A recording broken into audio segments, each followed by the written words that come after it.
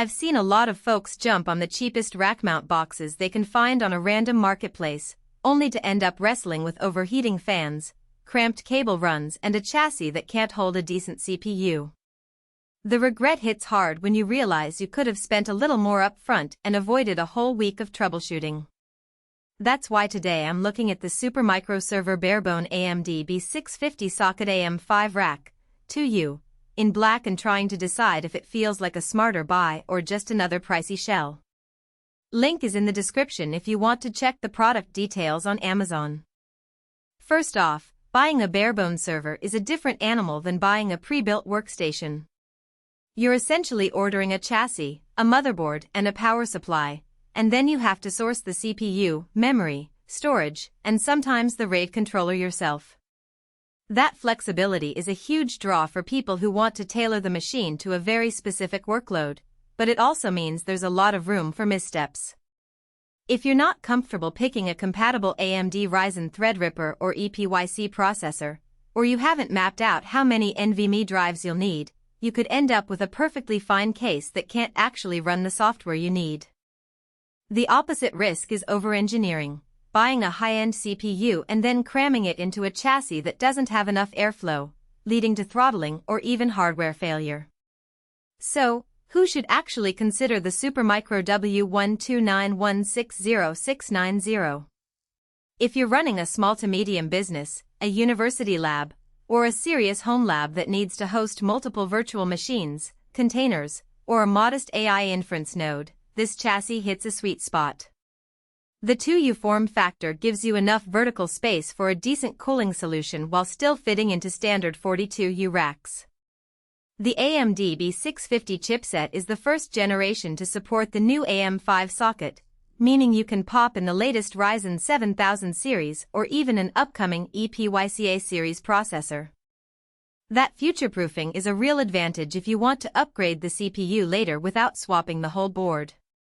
If you're just looking for a cheap file server or a simple web host, you might be better off with a lower-cost entry-level tower or a pre-built mini PC. Those devices often come with the CPU already soldered, which eliminates the guesswork and reduces the total component cost. In that scenario, the Supermicro Barebone would be overkill. You'd pay more for the chassis and the B650 motherboard than you'd need, and you'd still have to buy a CPU separately. Let's talk about the practical strengths that actually matter after the box arrives. First, the thermal design. Supermicro has been using a refined airflow pattern in their 2U chassis for years, and this model continues that tradition with a Frontorier airflow path that keeps high-density components cool. In my own test rig, I installed a Ryzen 9 7950X and a set of 82TB NVMe drives. The temperatures stayed comfortably under 70°C under sustained load, which is impressive for a 2U chassis. That's because the front panel has a mesh filter that pulls cool air in, while the rear exhaust fan pulls hot air straight out, minimizing hot spots. Another real-world benefit is the expansion flexibility. The B650 board in this Barebone supports up to 4 PCIe 5.0 slots, which means you can add a high-speed network card, a GPU, or a dedicated storage controller without worrying about bandwidth bottlenecks.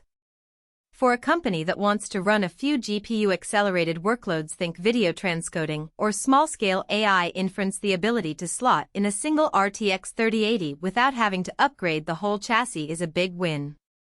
The power supply is a modular 750W unit, which gives you headroom for a mid-range GPU and multiple drives, while still keeping the overall power draw within reasonable limits for a typical rack power distribution unit. On the flip side, the weaknesses are mostly about the Barebone nature itself. There's no CPU included, which is a non-starter for anyone who expected a Readitorin server out of the box. That's not a flaw per se, but it does add to the total cost and requires you to be certain about compatibility. The B650 chipset, while new, still has some quirks. For instance, memory support is limited to DDR55600, and you need to source kits that are on the motherboard's qualified vendor list to guarantee stability. If you accidentally pair a lower speed kit, you might see intermittent reboots under heavy virtualization loads. Cable management can also be a hidden pain point. The 2U depth is tighter than a typical 4U tower, so you have to plan your power and data routing carefully. In practice, I found that the included cable management arms were helpful, but you still need to use short, well-tapered cables to avoid crimping airflow. If you're planning a dense storage array, you may need to go with low-profile SSDs and keep the drive bays populated in a staggered fashion to prevent heat buildup. Another practical consideration is the price relative to a pre-built alternative. Because you're buying a chassis and a motherboard without a CPU, the sticker price is higher than